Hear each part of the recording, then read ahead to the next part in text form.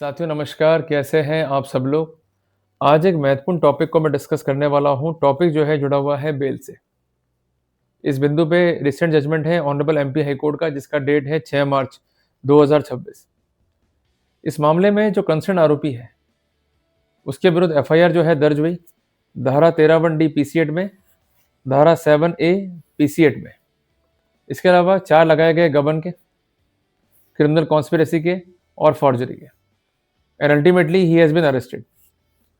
देखिए, जब भी आरोपी जो है अरेस्ट होगा और खासकर मामला जो है करप्शन का है, तो वहाँ पर बेल मूव करनी होती है। अगर अक्यूज जो है कस्टडी में है तो वहाँ पर हम लोग रिलाई करते हैं सेक्शन 483 बीएनएसएस पे।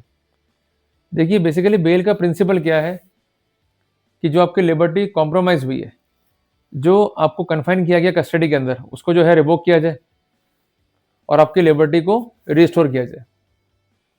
सबसे पहले हमें ये जोर देना होता है कि हमारा अरेस्ट जो है गैर कानूनी है, जिसके लिए हमें निर्भर करना होता है धारा 35 sub clause 1 sub clause B BNSS पे। इसको जो है आप नोट डाउन कर लीजिए। देखिए, अरेस्ट कब होगा कि जब पुलिस के समक्ष आप कोई अपराध कमिट करते हैं और अपराध कैसा है, कॉग्निजेबल। दूसरी बात, पॉसिबिलिटी है आपकी to flee away from course of justice. तीसरी बात, आप गवाहों को टेम्पर कर रहे हैं या कॉज कर रहे हैं डिसअपीयरेंस ऑफ द एविडेंस, तो वहां पर भी होता है वॉयलेशन धारा 35 sub clause 1 sub clause B BNSS का। तो वहां पर जो है आपका जो लिबर्टी है वो कॉम्प्रोमाइज होगा और पुलिस के पास जो है ग्राउंड्स हैं या जस्टिफिकेशन है टू अरेस्ट यू। क्लियर है बात है? तो कुल मिला करके मेजर कॉज क्या है, गवाहों को टेम्पर करना या जो एविडेंस है उसको डिसअपीयर करना। कई जजमेंट ऑनरेबल सुप्रीम कोर्ट के रिसेंटली आए जहां कहा गया है कि अरेस्ट का पावर होना एक अलग बात है, पर उसे एक्सरसाइज करना बहुत महत्वपूर्ण स्थिति है।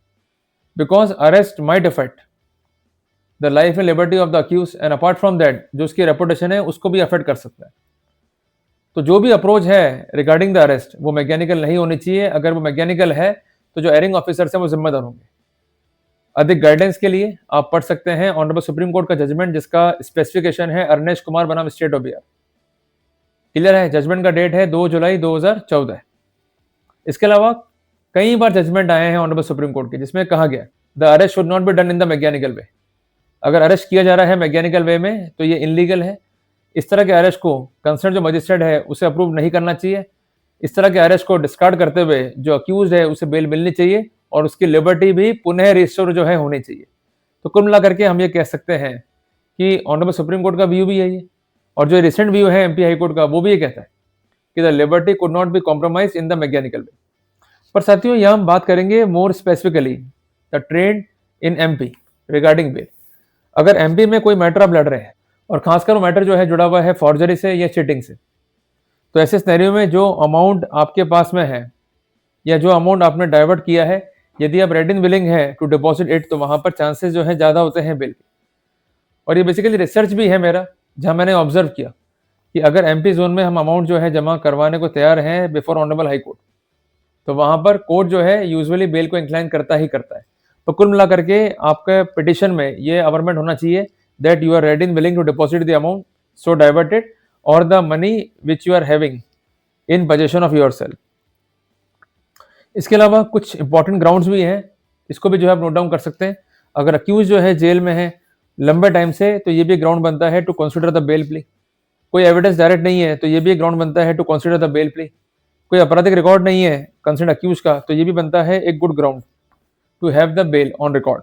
इसके अलावा अगर अक्यूज जो है कॉपरेट कर रहा है ट्रायल में और अदर प्रोसीडिंग्स में या इन्वेस्टिगेशन में, और अक्यूज जो है गवाहों को टेम्पर नहीं कर रहा है और एविडेंस को डिसअपीयर नहीं कर रहा है, ना करवा रहा है, तो वहां पर गुड केस बनता है बेल के लिए। तो इस प्रकार एक कंसर्न केस को जो है ऑब्जर्व करना होता है और उसमें जो है प्रोसीड करना होता है। तो जब भी एफआईआर हो, सबसे पहले बात पैनिक नहीं होना है। एफआईआर को जो है पूरा पढ़ो and try to give a plausible explanation of the FIR. अगर आपका स्पष्टीकरण है तो वहां फायदा आपको मिल पाएगा। उदाहरण के लिए, अगर आप पर ये चार्ज है कि आपने पैसों का जो है गबन कर लिया, पर कहना क्या आपका कि मैंने कोई गबन नहीं किया है, बेसिकली मैंने उधार का पैसा लिया था, मैं चुका नहीं पा रहा हूं। तो अगर पैसा उधार का लिया, आप चुका नहीं पा रहे हैं, तो बेसिकली यह एक सिविल डिस्प्यूट है, ये एक ब्रीच ऑफ कॉन्ट्रैक्ट है। तो रेमेडी कहां लाई करेगी? सिविल कोर्ट में। तो इस तरह के स्पष्टीकरण क्या हेल्प करते हैं हमें? They usually come with the category of plausible explanation. अगर इस तरह का स्पष्टीकरण फाइल पर है जो केस में सस्पेक्ट पैदा कर रहा है और हमें बेनिफिट देने के लिए ये स्टेटमेंट जो है रिकॉर्ड में अवेलेबल है और ये स्टेटमेंट जो है जस्टिफाइड है बाय लॉ, तो वहां पर हम फायदा जो है ले सकते हैं। क्लियर है बात ये? तो इस प्रकार जो है प्रोसीड करना चाहिए।